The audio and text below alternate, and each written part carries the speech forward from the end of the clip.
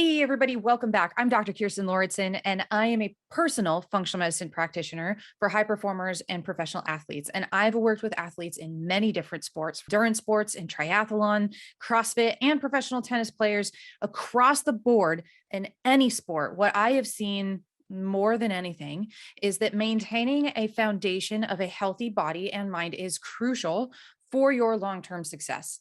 So this is the show that I will show you how to apply the principles of a healthy body and mindset to achieve high performance, all from the inside out. So welcome. Today, we are talking about 3 mistakes with inflammation that you might be making that are affecting your performance. So let's dive in. In this episode, we're going to talk about why ignoring symptoms of inflammation might be causing performance declines. And this is really critical because if you've paid attention to sports nutrition or some health related topic over the past decade, you may have heard of inflammation, because one of the things that has started coming out more and more is that inflammation is part of what creates chronic diseases and may also be part of what's causing a lot of our health issues, especially here in the United States. But that's starting to more become worldwide. And we're seeing that inflammation is leading to a lot of, and is the root cause of a lot of different conditions. So what you also might have heard, though, seeing as this is an athlete-based podcast, is that being an athlete is a highly inflammatory endeavor. And you may not actually know that, but maybe you have. Maybe you've heard that before. The reason I say that, and this actually depends on the sport as well, but like especially our athletes in the endurance world, our pro athletes, it just doesn't matter, which kind of environment you're in, but a lot of those high performing professional athletes are training a lot. There's a lot of training load. It's high stress. Maybe you're traveling a lot. And these athletes also sometimes don't have habits that support their body through that high stress. Yes, it's true. I see it all the time. You'd think that things would be dialed in, but hey, it's okay. Doesn't mean that we have to be there. So today, what we're going to talk about is how you can leverage inflammation to help you adapt and perform well and avoid those negative sides of inflammation. So first thing, we need to talk about what is inflammation. So back in 1930s is when we discovered something called C-reactive protein, or CRP. It is essentially a precursor from an inflammatory marker called interleukin 6, and they found it during an acute phase of pneumonia. Super interesting back in the day. And what they also started to see is basically the changes that happen all over the body, that is kind of basically like an acute response to stress. And then not only did they see this inflammatory marker in that acute phase, so when it in the short-term phase, but they also started to see this marker when it came to chronic inflammatory disorders as well. So that was a really interesting thing for researchers to find. And since then, it has now been used in many ways. If you go to your doctor and you say, I think I'm inflamed, or so-and-so says that I might be inflamed, they're likely going to run CRP. And most of the time, that marker isn't going to come back as high. However, if it does, that is a very important time to make sure you get that worked out. But also, sometimes CRP comes back normal, and then their doctor goes, you're probably fine. We're not going to worry about it. However, there are many different signs that inflammation may be starting to rise up in the body. And also, there may be some other markers on other panels that may be showing you that inflammation is there. It's just not showing up with that one marker. So what are some, and especially too, I think a lot of people see they see C-reactive protein. We're going to get to calprotectin in a bit. That's an inflammatory marker in the gut. But when it comes to C-reactive protein, one of the times that we see it the most and the highest is, and when, there's substantial changes and we see that, as a very, very high marker, is when, and we look at C-reactive protein, especially when it comes to like trauma, maybe burn, burns, infection that's like really, really high, or maybe like advanced cancers, right? So like most people are not going to have a very high C-reactive protein. And even if you have a moderately high C-reactive protein, it doesn't mean that those things are going to be the problem. But now you can start to understand when you go to your doctor and you say, hey, I want to check for inflammation, and they go, okay. And then CRP comes back negative or low, they're going to be like, there's not really a problem, right? But that doesn't necessarily mean that you're not getting inflammation, right? So other times when we can start to see C-reactive protein as high is in when there's strenuous exercise or maybe heat stroke. And in those times, we can expect to see something like that. The other time that we might also see this as well is smaller changes, but we've also seen C-reactive protein be high in a couple of psychological related stresses, like maybe PTSD. And I know that this is definitely a podcast that's geared towards athletes. And I know that concussions are something that athletes sustain often. But I also know too that a lot of this can be applied to our military as well. So PTSD, concussions, things like that, high stress situations can certainly play a role here too. So having those markers tested can be really important for making sure that you are staying healthy, and also realizing too that inflammation can come from many different causes, and be just a sign that the body is just needing a little bit more assistance to be able to tackle a lot of the load that's on it.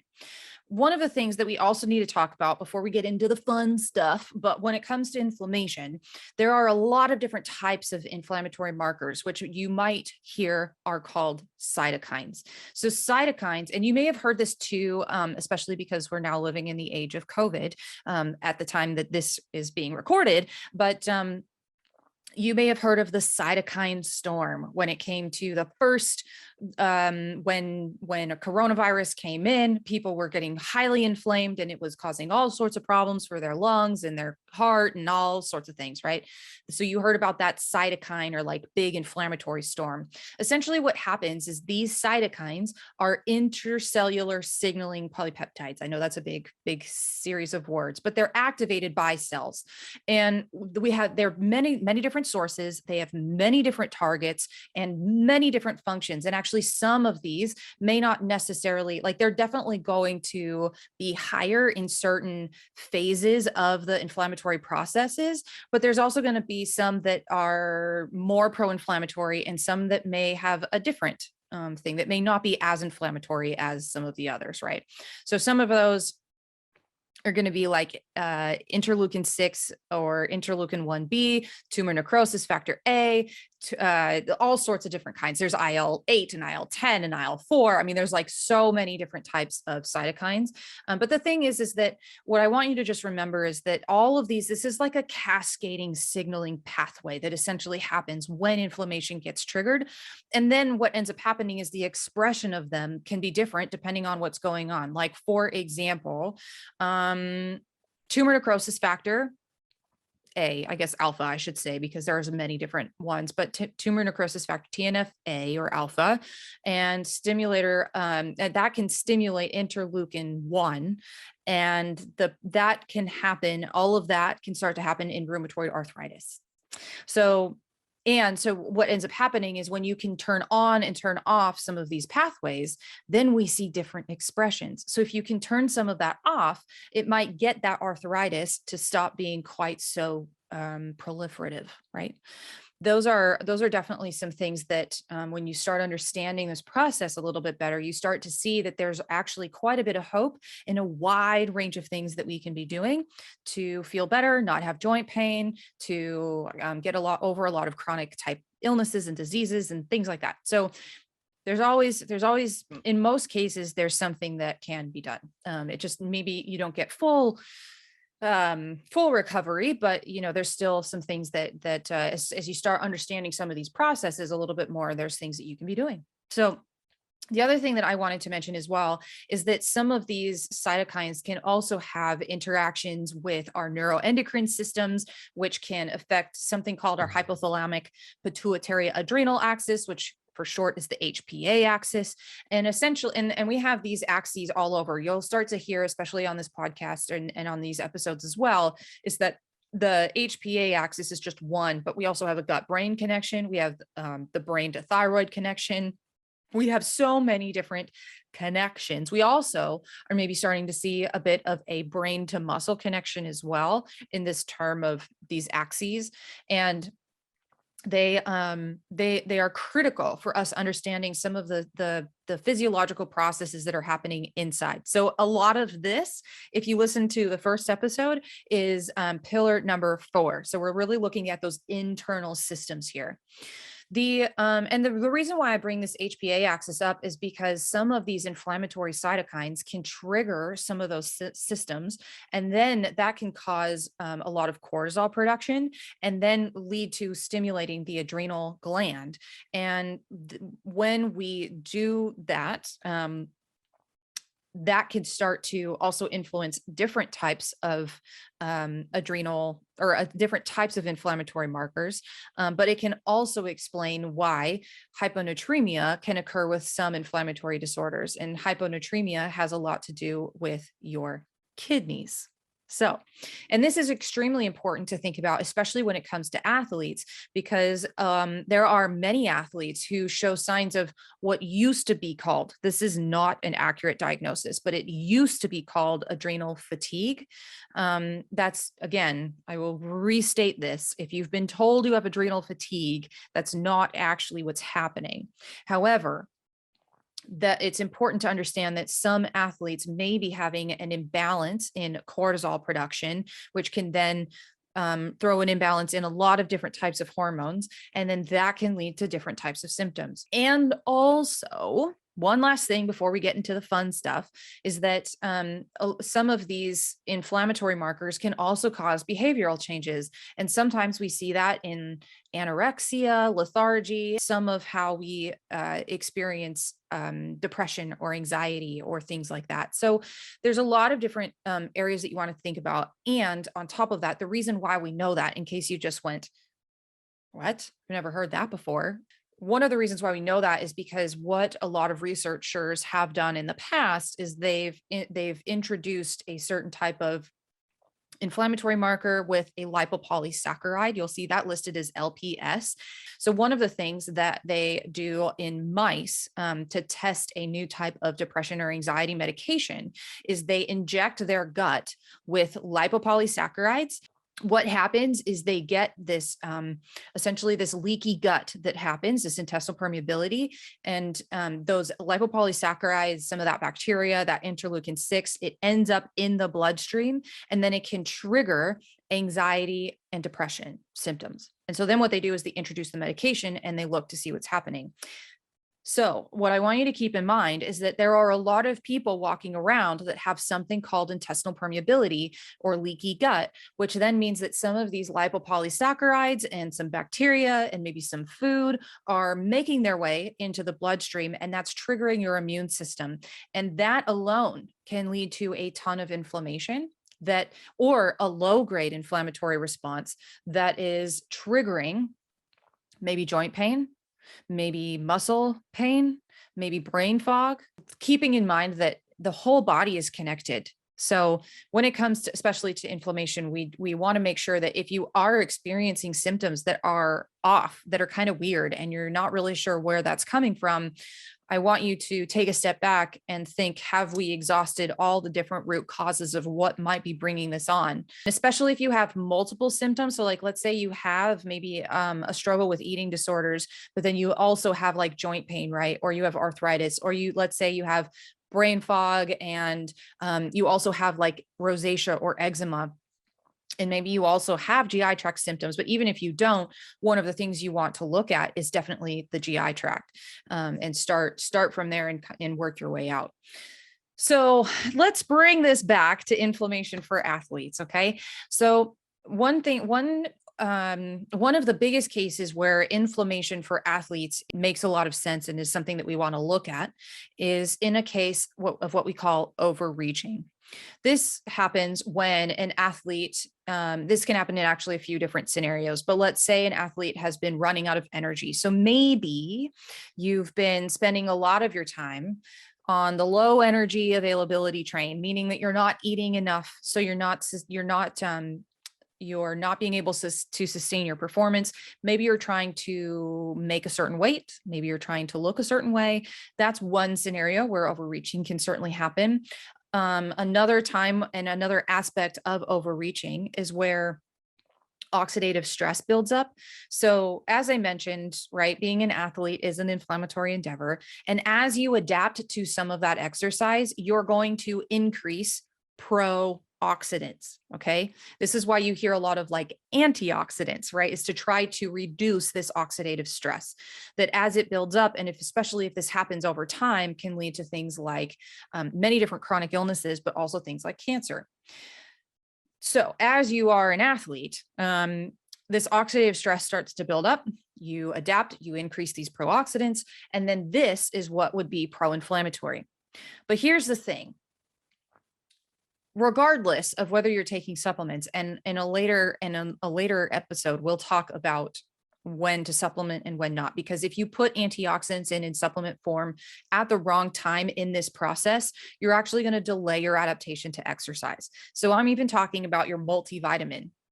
There are so many things. If you're taking supplemental forms of antioxidants, this may not be the right time to do it. So you really want to make sure you know what you're doing, and if you aren't, and when is the right time to do that. So but for most people, when you start out on that training plan, what you should be able to do is mop up that oxidative stress and that inflammation to a certain extent. I want you to picture like, okay, so you train and inflammation rises and you mop it up, and then you train and then inflammation rises and then you mop it up. And, it's just this kind of like, staircase almost that happens with this, how you manage this oxidative stress and inflammation. But at a certain point, you're going to reach a max. You're going to reach almost like a ceiling, and you're still producing pro-oxidants at the same time. Like your body can't mop that up anymore. So what ends up happening is you see a dip in performance.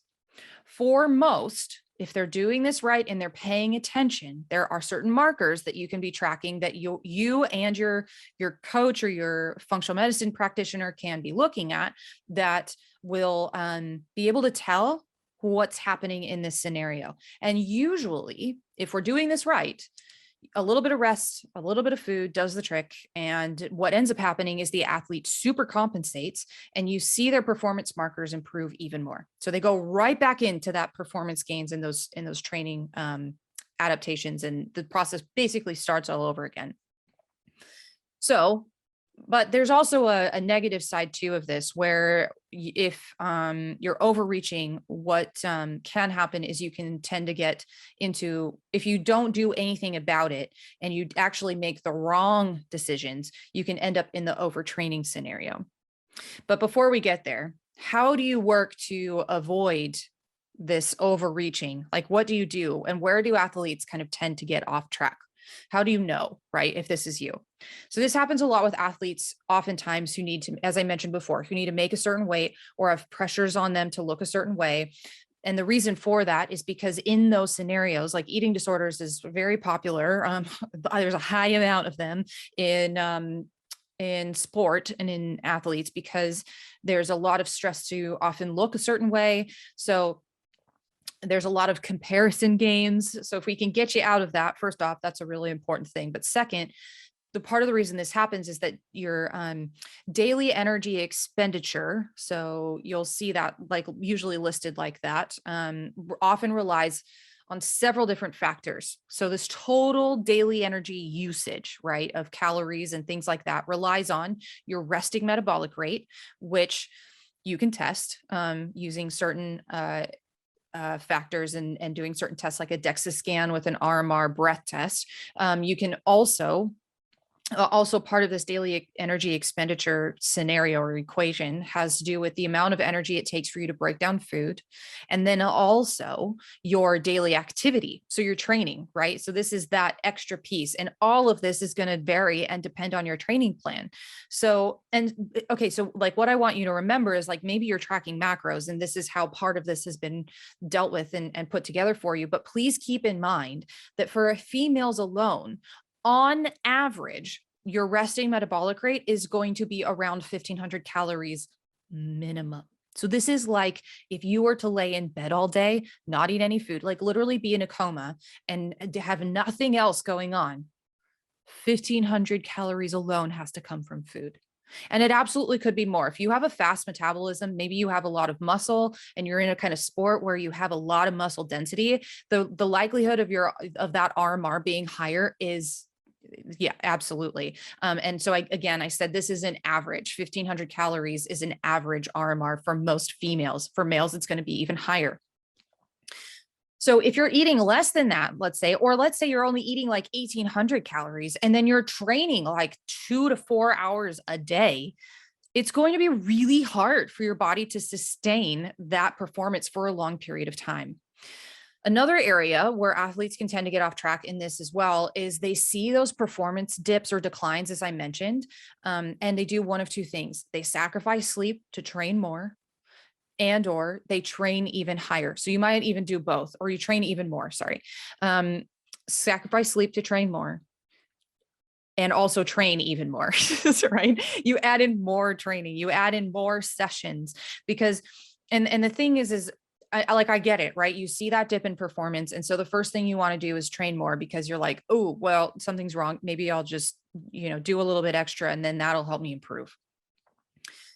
If you start to get into that area, that overreaching area where you're starting to see a plateau and then a dip in your performance, it's really, really important that you do something about it.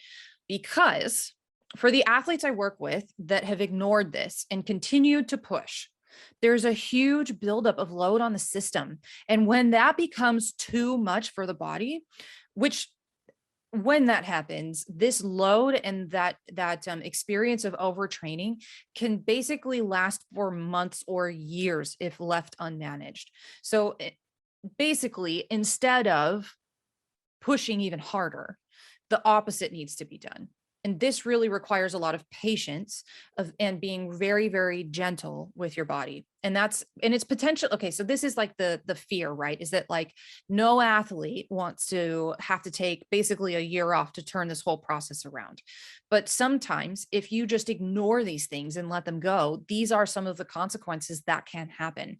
And that's why it's so important if your job relies on you performing, or if being an athlete is not your job, if you have some big goals in your sport that you want to achieve, being aware of this and having someone track and work with you to make sure you don't end up in this overtrained scenario is really critical, right? So remember, part of this is that it's the labs that assist this entire scenario and working with a practitioner that understands this process. So, okay, here's an example of where labs can be really important and where you might be thinking like, okay, I'll go get labs done. And then it's just like a one and done thing. Did you know that if you test your omegas and you find, so your omega-3, your omega-6 ratio is off and you need to be supplementing with omega-3s, which is part of the anti-inflammatory process, you also need to be testing your omegas every 120 days. That means if you start somewhere with a baseline, in about 3 to 4 months, you need to run that test again. And so maybe for some of you, if you are not a professional athlete and this is not something that like you really need to stay on top of and make sure it's at the levels that you need, this may not be something you necessarily need to test every 3 to 4 months. But if you are somebody who is a high performer and a high achiever, getting that test run in 120 days is going to be pretty critical to making sure that those levels are coming up and that you're then not entering into the over supplementing if you're trying to raise those levels up and at a really high level of omega-3s. The other thing that you can do, and this is a question for you, is when is the last time you ordered a panel that showed your vitamin D levels? This is a super popular supplement right now, as are some of the other antioxidants and anti-inflammatories. But did you know that vitamin D levels, when they are higher than 100, or if they're a little bit too high for you, they can be immunosuppressive, meaning they can take your immune system down. I want you to think about that for a second, because there's a lot of people who are taking vitamin D right now because it's become a very popular supplement to take, partially because it's for the immune system. And then there's also other antioxidants and anti-inflammatories that people are taking as a protective measure. And remember what I just said up above, if you put supplements in at the wrong time of your training cycle, you may be slowing down your adaptation to exercise. We're definitely going to dive into that in a future episode, so stay tuned for that. However, I do want you to keep in mind that if vitamin D levels are too high, like you've been supplementing a lot for too long, it can actually take your immune system down. I'm going to give you an example here. So I had an athlete that was an Ironman athlete, and ever since his 20s has been dealing with a type of autoimmune disease, and that affects the GI tract. And over the years, it's been well dealt with, takes a medication for it periodically, especially when it flares up, and then it goes away. But then recently he came in, the first time he came in to see me was because he'd been having this for a flare up. He'd been in a flare up of this autoimmune disease now for 18 months. And it wasn't going away. He was working with his GI doc and doing all these things to try to help it, but it just wasn't stopping. And he was having to take this medication multiple times a day to control it. And so what we did is we ran a GI panel, obviously. We also looked at all of the other labs that he had ran with his other GI doctor. And then we also looked at his nutrient panel. And one of the things that came back was vitamin D levels 100 plus. Well, with autoimmune disease, when your immune system is basically trying to attack itself, and if you're taking vitamin D and it's potentially suppressing your immune system, we're going to have a lot of issues there when it comes to what's going on. So what did we do? We dropped his vitamin D levels down. We also, so more or less, we took him off some of those things. We also, and we will retest again to make sure, to see what's going on with his vitamin D levels, and then make sure that he's taking, something that makes sense for him. But also, we worked on the GI tract and got him out of a flare. And now he's training pretty hard for his next Ironman. And we're going to help him be able to tune all of that in to make sure that he has a really successful race. But the thing is he wasn't being able to race because of this autoimmune condition that was really causing a lot of problems. So here are a few things that you can look for if you have had standard labs run in the past 6 months or so. Like, go find your labs and pull them out. And what I want you to look at is your vitamin D levels. I want you to look at your B12 levels. And then I also want you to look at your iron status. If your iron status is dropping, or if it's low, that's a potential sign of increased inflammation. Now, I'm not going to give you everything that you need to look for. If you've had CRP, C-reactive protein run, that would also be another one to look for. And there's a few other markers that we can test and look at to see what's going on in the body. And also, actually, if you've had a GI panel run, or if you've worked with a GI doc and they ran calprotectin and even maybe secretory immunoglobulin A, so that would be listed as SIGA. If those two are so if calprotectin is high and if SIGA is high or low, we're definitely having some issues with inflammation and with your immune system. So those are some things that you can do literally right now. You can go to your labs, take a look, go online, look through your portal, see what labs you've had run in the past 6 months or so, and figure out, what that is. Or if you haven't had labs run in a while, maybe you go get those labs run and then take a look and see where you're at. That would be another way that you can probably have those labs done, as soon as you can get into your doctor. A lot of those labs come back in a day or two. So the point I want to make as we wrap up is this: if you have inflammation, or you have no clue if you're dealing with inflammation, it's going to eventually affect your performance, either now or it will in the future, depending on how you're doing this whole process. Remember that being an athlete is an inflammatory endeavor. And I know that people always look at athletes as these super healthy people. However, if you've heard those things where, so-and-so had such and such chronic thing, or so-and-so had an issue with this or that, and everybody's always so surprised when those things happen. But the thing is especially these, especially if you are one of those types of people who is training hours and hours a day, being a high performing athlete does have some um, inflammatory components of it, as we talked about above. So, what my takeaway for you is this: get someone on your team that knows what to look for so that you can make sure that you're managing these inflammation levels and you're actually able to leverage inflammation for what it's doing for you, because that's how you adapt to training. But also make sure that you're being able to mop it up.